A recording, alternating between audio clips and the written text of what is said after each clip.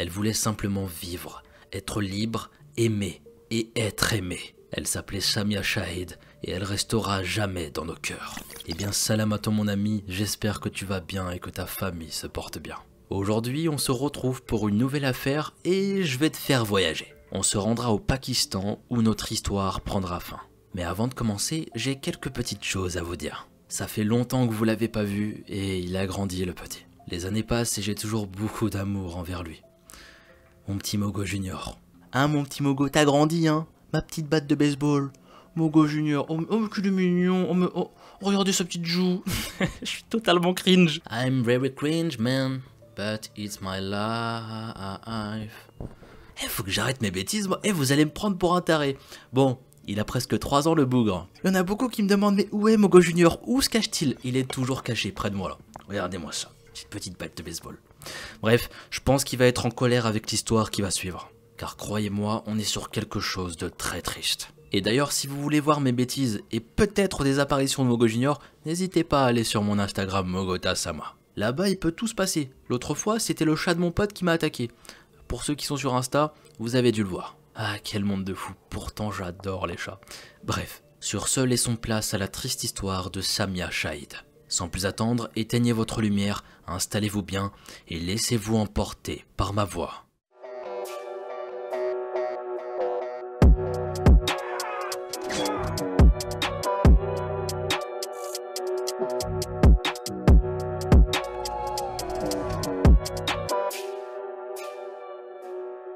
Aujourd'hui, on va découvrir le terrible destin de Samia Shahid. Cette jeune femme est une victime d'une catégorie de crimes vraiment abjects. C'est un sujet qu'on a déjà vu dans d'autres affaires. Il s'agit bien évidemment du crime d'honneur. Il y a certaines régions dans le monde où les crimes d'honneur sont plus présents. Le Pendjab, qui est une province du Pakistan où est originaire Samia Shahid, bat malheureusement des records dans cette catégorie. Il faut savoir qu'en 2020, le Pakistan était considéré comme l'un des pays les plus dangereux au monde, et plus précisément pour la sécurité des femmes. D'après un recensement de la Human Rights Commission of Pakistan, plus de 1000 femmes y sont tuées chaque année au nom de l'honneur. Sur ce, après cette petite intro qui nous donne un aperçu de ce qui nous attend, recentrons-nous maintenant sur l'histoire de Samia Shahid. Mais qui est Samia Shahid ? Eh bien, c'est une jeune citoyenne britannique, née en 1987 à Bradford. Sa famille est originaire de Pandori, qui est un village du Pendjab au nord-est du Pakistan. Elle a une enfance tout à fait sereine et normale en Angleterre. C'est une petite fille qui adore sa famille et qui est très proche de son papa. Elle fait partie d'une grande famille. Sa mère a 5 frères et donc plein de tantes, de cousins, de cousines, etc. C'était une famille plutôt aisée. Ils possèdent une société de location de véhicules, donc financièrement, ça allait. Samia est décrite par tous comme étant très gentille, douce, marrante et surtout très belle. Elle est thérapeute et adore conduire, surtout des voitures décapotables, pour se sentir libre et vivante. Lorsqu'elle était étudiante, elle n'a jamais eu besoin de faire de job étudiant pour s'acheter ce qu'elle veut. C'est ce qu'on peut appeler une fille à papa. Elle était gâtée et avait à peu près ce qu'elle voulait. Son amour et son attachement pour son père n'ont pas changé avec le temps. Au contraire, elle disait à ses amis qu'elle adorait son père et qu'elle ferait tout pour lui. Et c'est sûrement pour ça qu'elle a accepté la proposition que vont lui faire ses parents et qui deviendra la pire décision de toute sa vie. En février 2012, alors qu'elle a 25 ans et qu'elle mène une vie de jeune femme libre et épanouie, ses parents vont lui proposer un mariage arrangé avec son cousin Shakil. Elle a toujours considéré Shakil comme son frère, car ils se connaissent depuis le plus jeune âge. Mais cette proposition vient de ses parents, qu'elle aime plus que tout, et elle part du principe qu'ils ne lui veulent que du bien, donc elle accepte. Au moment où elle accepte, ce qu'elle ne sait pas, c'est que son père a fait une sorte d'arrangement avec son cousin Shakil. Il pourra venir en Angleterre s'il épouse Samia, et donc avoir les papiers britanniques. Donc là, clairement, on a un père qui utilise sa fille pour un arrangement et qui ne pense pas au bien-être de son enfant. C'est tellement triste de voir ça, ne pas se soucier du bonheur de son enfant, ni même savoir si elle est amoureuse finalement. Je sais pas, je trouve ça vraiment bizarre comme comportement. Parfois j'ai l'impression que les gens ne se mettent jamais à la place des autres, c'est un truc de fou. Enfin bon, ça commence déjà très fort. Elle va donc se marier avec son cousin, comme cela se fait souvent dans la tradition pakistanaise. Pour info, son père et sa mère sont eux-mêmes cousins. Shakil est un jeune homme qui vit dans leur village au Pakistan. Donc là, on imagine bien que leur mode de vie et leur mentalité sont déjà très différentes. De plus, physiquement, elle est beaucoup plus belle que lui. Bien qu'elle ait accepté ce mariage sans subir de pression de la part de ses parents, Samia n'est pas heureuse, car après tout, elle a accepté uniquement pour faire plaisir à sa famille, pour qu'il ne soit pas humilié auprès des autres membres de la famille et de la communauté. Durant les préparatifs du mariage, elle est vraiment gâtée par ses parents. Ils l'emmènent partout pour lui acheter tout ce qu'elle veut, de beaux saris, qui est la tenue traditionnelle des femmes en Inde et au Pakistan, des bijoux, etc. Mais tout ça ne suffira pas à la rendre heureuse. Le 18 février 2012, c'est le jour du grand départ pour Samia. Elle doit se rendre au Pakistan, et sur le chemin pour l'aéroport, elle a littéralement le cœur brisé. Et n'en revient pas qu'elle va vraiment prendre l'avion pour aller se marier au Pakistan. Elle s'apprête à quitter sa ville, ses amis, ses repères pour un homme qu'elle n'a pas choisi. Dès son atterrissage, elle raconte tout à l'une de ses meilleures amies de Bradford qui s'appelle Sameira. Elle s'envoie continuellement des messages et s'appelle beaucoup. Samia lui raconte tout dans les moindres détails. Elle avait besoin de se confier et ça se comprend après de tels changements. Après la cérémonie du mariage, Samia et Shakil se sont installés dans la maison que le père de Samia a fait construire pour eux au village. La famille de Samia la laisse donc seule avec son nouveau mari et retourne au Royaume-Uni. Arrivé chez eux, le père de Samia commence à entreprendre des démarches pour que Shakil puisse venir à Bradford avec Samia. Étant une très gentille jeune femme, Samia fait son maximum pour que ce mariage fonctionne, ce qui donne l'illusion aux familles qu'elle est heureuse, alors que ce n'était pas du tout le cas. Comme je le disais, elle n'est absolument pas heureuse. Elle fait juste bonne figure, en espérant qu'elle finira peut-être par être heureuse. Mais malheureusement, le bonheur ne viendra pas. Malgré ses efforts, sa vie avec Shakil ne se passe pas bien. Ils ne viennent pas du même monde, il est dur et oppressant avec elle. Elle qui a toujours été libre et choyée, c'est une ambiance à laquelle elle ne peut pas s'acclimater. En juin 2012, Samia retourne au Royaume-Uni. Elle est seule pour faire les démarches pour le visa de Shakil. Elle retourne donc dans la maison de ses parents, à Bradford. À son retour, elle se confie à son amie Sameira pour lui dire qu'elle n'est pas heureuse. Au contraire, elle est tout le temps triste depuis qu'elle s'est mariée. Samia dit à son amie qu'elle est en pleine dépression et que le fait de s'être mariée est en train de la tuer. Son amie Sameira lui demande si elle envisage de rester avec son mari, car selon elle, elle ne pourra pas jouer la comédie de la femme heureuse toute sa vie. Et elle avait raison, tu ne peux pas être heureux avec quelqu'un que tu n'apprécies pas. C'est pas possible. Malgré tout ça, Samia n'envisage pas de raconter tout ce qu'elle vit à ses parents, et encore moins de leur parler de divorce. Elle connaît le poids des traditions, et sait très bien que l'honneur de sa famille repose sur ses épaules. C'est très triste, mais dans une note vocale, elle disait même à son amie qu'elle voulait mourir, et qu'elle demande dans ses prières de mettre fin à ses jours. Meskina, ça fait de la peine de voir quelqu'un dans cette situation. Et dire qu'il y en a tellement qui doivent vivre ça, c'est juste terrible. Enfin bref.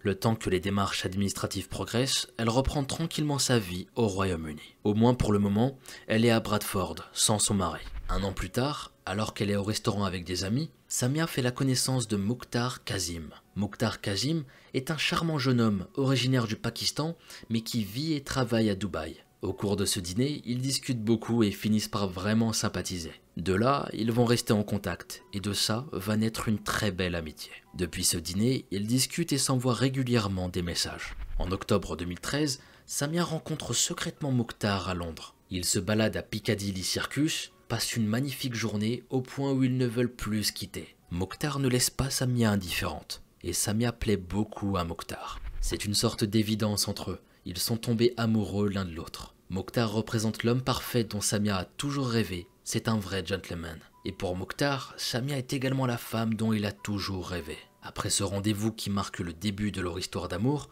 Samia va se transformer. Ça faisait tellement longtemps que son amie Sameira n'avait pas vu Samia aussi heureuse. Elle était très contente pour elle. Entre-temps, Mukhtar repart à Dubaï, car c'est là-bas qu'il vit. Mais il revient de plus en plus souvent à Bradford et à Londres. Un jour, il prend son courage à deux mains, et il lui dit qu'il l'aime plus que tout et qu'il veut l'épouser. Et là, Samia va lui répondre que c'est exactement ce qu'elle veut aussi. Le seul problème, et c'est un problème de taille, c'est qu'elle était toujours mariée à Shakil. Mukhtar est au courant de toute l'histoire, mais il ne désespère pas. Il sait qu'ils trouveront une solution pour libérer Samia de ce mariage arrangé. Entre-temps, il faut savoir que la demande de visa de Shakil a été rejetée, ce qui implique que Samia allait devoir retourner au Pakistan pour rester avec son mari Shakil. Mais pour elle, il en était hors de question. Alors Samia va appeler Shakil pour lui demander de divorcer. Mais lui, il va dire non. Il n'envisage absolument pas de la divorcer. Elle va donc secrètement rencontrer un imam de Bradford, à qui elle va raconter son histoire et qui accepte de l'aider à divorcer selon la loi de la charia. Il s'agit de la loi islamique, car au Pakistan, la majorité des habitants sont musulmans. Le 1er mai 2014, l'imam annonce à Samia qu'elle est bien divorcée. Et tout ça est fait sans que sa famille soit au courant, car évidemment, tout ça s'est fait en secret. Il faut aussi savoir que le divorce selon la loi de la charia, la loi islamique, n'est pas valide selon la loi britannique. Dès qu'elle a obtenu le papier du divorce, elle va directement appeler Mukhtar, qui était à Dubaï, pour lui annoncer la bonne nouvelle. Pour eux, Samia est désormais libre, et ils vont enfin vivre leur histoire d'amour. Le 7 septembre 2014, ils organisent un mariage secret avec Mukhtar, où il y aura le Rami et la famille de Mukhtar. C'est Samaïra qui s'occupera de la maquiller et de la coiffer. Ce jour-là, Samia est juste magnifique. Elle est tellement heureuse, elle est belle et lumineuse dans son sari rouge, avec son henné sur les mains. La suite du plan est maintenant qu'elle parte rejoindre Mukhtar à Dubaï, pour qu'ils puissent enfin vivre ensemble. Mais un jour, en octobre 2014, il va se passer quelque chose. Alors qu'elle marchait dans la rue avec sa cousine, elle se fait violemment attaquer. Une personne a sauté sur elle avec une barre de fer et l'a rouée de coups. Mais personne ne touche à sa cousine, donc on peut supposer que c'est une attaque ciblée. Qui a attaqué et battu Samia en pleine rue? Peut-être que quelqu'un est au courant de la relation qu'elle a avec Mukhtar et de son mariage? Ici, on peut se poser pas mal de questions. C'était très inquiétant. Elle part à l'hôpital et avertit la police, mais sa famille ne va pas la rejoindre. Ce qui laisse un peu plus supposer que cette attaque n'avait rien d'hasardeux. Désormais, Mukhtar doit retourner à Dubaï pour le travail et Samia doit rester à Bradford jusqu'à ce qu'elle obtienne un visa pour le rejoindre. Malheureusement pour elle, sa famille va comprendre ce qui se passe. Et comme vous pouvez vous en douter, ils vont très mal le prendre. Elle est contrainte d'appeler la police, sa mère est hystérique. Toute sa famille commence à entendre parler de cette histoire. Elle devient prisonnière dans la maison de ses parents. Et encore, ils ne savent pas tout de l'histoire. Ils ont juste quelques informations, comme le fait qu'elle ait demandé Shakil de la divorcer. Imaginez à ce moment-là s'ils avaient tout découvert. Sous la colère, je n'ose même pas imaginer ce qu'elle aurait pu subir. Déjà que là c'est très inquiétant et qu'ils sont déjà très énervés, alors j'imagine même pas. Grâce à ses amis qui l'ont toujours soutenue et aidée, elle arrive à obtenir son billet et son passeport. En mai 2015, elle s'enfuit de la maison et se rend à l'aéroport direction Dubaï. Dès le premier jour, elle a littéralement adoré Dubaï. Mukhtar l'emmène visiter les moindres endroits. Et elle, avec son téléphone, elle va envoyer plein de vidéos de son voyage sur Snapchat. À ce moment, Samia n'a jamais été aussi heureuse. Et elle n'avait qu'un rêve, avoir un bébé. Elle était pressée d'être maman et de pouvoir s'épanouir. Mais malgré la vie de rêve qu'elle vit à Dubaï, comme je vous l'ai dit au début de la vidéo, Samia est une jeune femme qui a toujours aimé ses parents. Et elle a au fond d'elle la forte envie de leur présenter ses excuses et d'obtenir leur pardon. Elle demande même à Samaïra d'essayer de lui envoyer une photo de ses parents si elle est amenée à les voir. Elle reste donc en contact avec sa famille quand elle est à Dubaï. Elle cherche vraiment leur pardon et elle fait tout pour ça. Elle avait besoin de la bénédiction de ses parents, mais son père, lui, refuse de lui parler. Mukhtar a également essayé de se faire accepter dans la famille. Il supplie littéralement le père qui n'a qu'une seule réponse à chaque fois. « Quitte-la, quitte ma fille !» En septembre 2015, Samia se rend à Bradford pour voir sa famille. Une fois dans la maison familiale, la mère fait rencontrer le père et sa fille. Le père pleure beaucoup et Samia l'embrasse et lui demande pardon. Il est sur le point de lui pardonner, mais ses tantes sont également présentes et elle encourage le père à rejeter sa fille et de ne pas lui pardonner. C'est quel genre de tante ça, sérieux? Bah, vive la famille? Non mais, ça fait tellement peur ce genre de réaction. Soyez de son côté la pauvre, mskina. Elle est seule. Elle est... Ah, c'était des jalouses, c'est pas possible. Non là, franchement, c'est trop. Même son sang, ses tantes vont lui cracher dessus. Enfin bref. Et son père, qui en réalité voulait la pardonner, écoute les tantes et rejette sa fille. Il choisit la réputation et son honneur plutôt que l'amour qu'il portait à son enfant. Après cette rencontre, Samia comprend que c'est fini. Ses parents ne veulent plus d'elle. Ils l'ont rejetée et ne verront probablement jamais leurs petits-enfants, et cela lui brise le cœur. 10 mois plus tard, à Dubaï, Samia reçoit un appel du Pakistan. Son ex-belle-mère, la mère de Shakil, est décédée, ce qui affecte Samia car elle l'aimait beaucoup. Dès lors, Samia se demande si elle ne devrait pas se rendre au Pakistan pour les funérailles. Mais Mukhtar pense que ce serait beaucoup trop dangereux pour elle. Durant cette période de réflexion, si elle devait s'y rendre ou non, elle reçoit de nouveaux appels du Pakistan. Ses parents y sont actuellement présents pour assister aux funérailles et son père est tombé malade. Il a des problèmes de tension artérielle et il peut également mourir d'un moment à l'autre. ce qui finit par la convaincre qu'elle doit partir au Pakistan. Ses parents lui manquent, son père est malade. Malgré le risque, comment ne pas y aller? Mais il y a aussi un détail, Shakil, son ex-mari,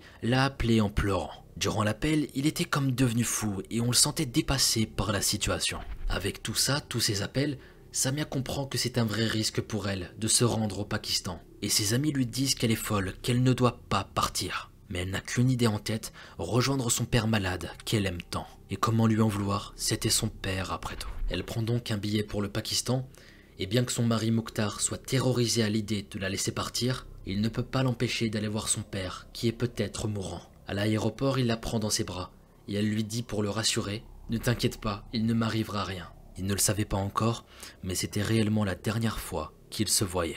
Dans l'avion, elle a comme un pressentiment et envoie un message à Samaïra. « Prie pour que je revienne en vie le 21 juillet ». Samia arrive au Pakistan le 14 juillet 2016. Elle passe la première nuit dans la maison d'amis où elle cache son passeport et son billet retour car elle a peur que sa famille les lui confisque. Elle envoie des messages à Mukhtar où elle indique qu'elle partira au village le lendemain matin car ce n'était pas prudent d'y aller le soir. Cette nuit-là, elle allait rester avec des amis. Le 15 juillet, elle se rend donc au village.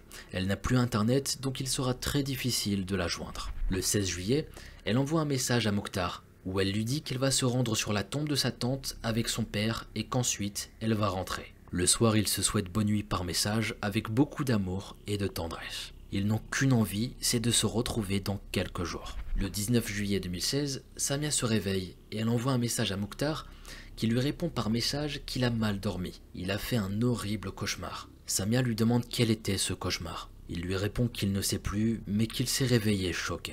Elle lui demande alors de prier pour elle, pour qu'elle rentre saine et sauve à Dubaï.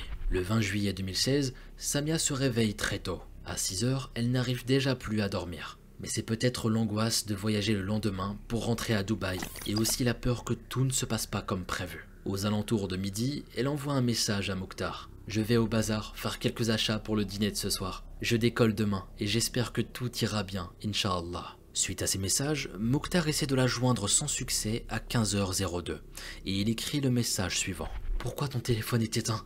Je suis super inquiet, appelle-moi quand tu peux. » Il n'a malheureusement aucune réponse. À 17h22, il envoie un nouveau message. « Je suis inquiet, texte-moi aussi vite que possible. » Mais là encore, il n'aura aucune réponse. 17h59 exactement, il envoie ce SMS. « Je suis mort d'inquiétude. Maintenant si tu lis ça, trouve un moyen de me contacter très vite. » Malheureusement, là aussi, il n'aura aucune réponse. Par cette chaude journée de juillet, au milieu de l'après-midi, le policier Mohamed Navid du commissariat de Mangla Kant reçoit un appel d'une personne qui pleure. Cette personne va lui dire « Ma fille est morte, ma fille est morte !» Il dit qu'il s'appelle Shahid, du village de Pandori. Quelques instants plus tard, les policiers arrivent à la maison des Shahid, au village de Pandori. Et là-bas, ils font une macabre découverte. Le corps de Samia est là, sans vie, au pied de l'escalier. Le chef de la police, Mujahid Akbar Khan, s'est rendu en personne sur le lieu du crime. Le père de Samia l'a accueilli en disant que sa fille vivait ici avec son mari Shakil et qu'il était là quand sa fille s'est effondrée au pied de l'escalier. Il a également dit qu'il ne savait pas où était Shakil et que personne ne l'avait vu. Toutes ces informations, la police va trouver ça vraiment étrange et suspect. La police explique par la suite que Shakil s'est enfui et s'est caché. Une autopsie a été effectuée et le corps de Samia a été enterré le jour même. Pendant ce temps, Mukhtar est littéralement mort d'inquiétude à Dubaï, car il n'a plus de nouvelles de sa femme malgré ses appels et ses messages. Rien, aucune réponse. Il finit par écrire à la sœur de Samia qui ne lui répond pas. À 22h, son téléphone sonne enfin. Il prend le téléphone, heureux d'avoir enfin des nouvelles, mais malheureusement, ce qu'il va entendre est horrible. La cousine de Samia vient de lui annoncer qu'elle est morte d'une crise cardiaque. D'une crise cardiaque. Eh oh, on n'est pas dupe. Qu'est-ce que c'est que ce mensonge? Mais il fallait inventer un truc plus crédible. Une crise cardiaque. Quand il entend ça, le premier instinct de Mukhtar, c'est qu'elle n'est pas morte. C'était juste inconcevable pour lui. Pas plus tard qu'hier, il s'envoyait des messages. C'était impossible. Pour lui, ils ont pris ses papiers et son passeport, et il veut juste la séquestrer et lui faire croire qu'elle est morte. En tout cas, il veut croire qu'elle n'est pas morte. Il prend un avion pour le Pakistan, et 3 jours après le décès de Samia, il arrive au commissariat de la police pour essayer de comprendre ce qui se passe. Lui, ce qu'il voulait, c'était retourner à Dubaï avec sa femme. Il n'accepte pas l'idée qu'il lui est arrivé quelque chose. Mais malheureusement la police lui confirme que Samia est bien décédée. Mokhtar explique que Samia est son épouse. Il leur montre des photos de leur mariage, etc. Il refuse de croire l'explication de la mort naturelle et leur demande où est son cousin Shakil. Là, pour la police, tout change. Ils sont en train d'avoir une toute autre version. On leur avait quand même dit que Samia vivait au village avec son mari Shakil, alors que ce n'était plus du tout le cas. Et le fait que Shakil ait disparu après sa mort, plus tous les éléments apportés par Mokhtar, place Shakil en suspect numéro 1 pour assassinat. Donc là on passe d'une mort naturelle à un assassinat. Et encore plus qu'un assassinat, un crime d'honneur. Ce qui n'est pas du tout la même chose. Les médias nationaux s'emparent de l'histoire qui entoure la mystérieuse mort de Samia. Et cette histoire va même traverser les frontières et être saisie par la BBC, car Samia est une citoyenne britannique. Lors d'une interview du père de Samia par la BBC, celui-ci va mentir et nier connaître l'existence de Mokhtar. Il dit qu'il s'est rendu à la maison de sa fille à Pandori et qu'il a trouvé le corps sans vie de sa fille et que l'autopsie a indiqué qu'il n'y a eu aucun signe de violence sur son corps. Il dit également vouloir savoir ce qui est arrivé à sa fille. Il insiste en disant qu'il ne connaît aucun Mokhtar et que sa fille était mariée à Shakil et qu'ils étaient heureux ensemble, qu'elle était venue pour les funérailles de sa tante et qu'ensuite elle est morte. Et aussi que Mokhtar Kazim est juste un imposteur, qu'il a acheté de fausses preuves et de faux documents. Ah oui, on en est là, à ce point. Ce que je me demande ici, est-ce qu'ils ont vraiment aimé leur fille pour mentir à ce point? Mskina, je le dis souvent, mais dans cette histoire, la pauvre, elle fait vraiment de la peine. Je ne souhaite à personne ce qu'elle a pu vivre au sérieux. La police et les autorités britanniques se saisissent de l'histoire, et pour eux, cela ne fait aucun doute, il s'agit d'un meurtre. Après 8 jours, Shakil est réapparu et il a été auditionné, ainsi que le père de Samia. Shakil et le père de Samia vont nier et ne passent pas aux aveux. Cependant, l'enquête indique que le plan initial était d'empêcher Samia de repartir en lui prenant son passeport et son billet. Mais comme il ne les trouvait pas, Shakil serait parti la retrouver dans sa chambre et lui aurait dit qu'elle allait rester avec lui. Face à son refus et pris de colère, il a commencé à la violer. Et quand il a fini, elle s'est relevée et s'est mise à hurler et voulait s'enfuir en courant. Quand il a vu ça, il a attrapé son foulard et l'a étranglée jusqu'à la tuer. La police pakistanaise a été réprimandée car elle avait des preuves évidentes du décès par asphyxie ainsi que du viol, mais ils n'ont rien dit. Ils ont préféré dire qu'il s'agissait d'une mort naturelle. Le père de Samia et Shakil ont été arrêtés, mais les deux ont nié toute responsabilité concernant la mort de Samia. Le père a ensuite été libéré, faute de preuves, et il est mort depuis. Concernant Shakil, aux dernières nouvelles, il aurait été libéré en septembre 2018. Tout ça parce que l'affaire n'a pas évolué, et aussi le fait qu'il persiste à nier. Il aurait indiqué qu'il envisageait partir vivre au Royaume-Uni avec sa nouvelle épouse. Ainsi se termine l'affaire de Samia Shahid. Et comment vous dire que c'est tout simplement révoltant. Ce criminel en liberté et une femme morte. Tout ça parce qu'elle voulait simplement vivre sa vie. Ce qui m'énerve ici, c'est que lui est en liberté et il est en train de refaire sa vie, comme si de rien n'était. C'est tout simplement dégueulasse de voir à quel point la justice ne fait pas son travail. Ce genre d'affaire me touche énormément, parce que je me dis qu'elle n'est pas la seule en fait. Des femmes dans des situations d'injustice, il y en a des milliers à travers le monde, et c'est ça qui est terrible. Et je dis des milliers, mais des dizaines de milliers même. Il y en a beaucoup trop. Et c'est pour ça que je vous parle de cette affaire aujourd'hui. Peut-être même qu'à ce moment précis, il y en a qui m'écoutent. Voyez à quel point ce genre de sujet est important. Je vous envoie beaucoup d'amour pour celles qui peuvent se trouver dans une situation un peu similaire. Ne lâchez jamais rien, et Inch'Allah, je ne vous souhaite que du bien. Enfin bref mes amis, il est temps pour moi d'arrêter la vidéo. Merci à vous d'avoir regardé et j'attends vos commentaires avec impatience. Prenez soin de vous et vos proches et je vous dis à très vite pour une nouvelle vidéo. C'était Mogota.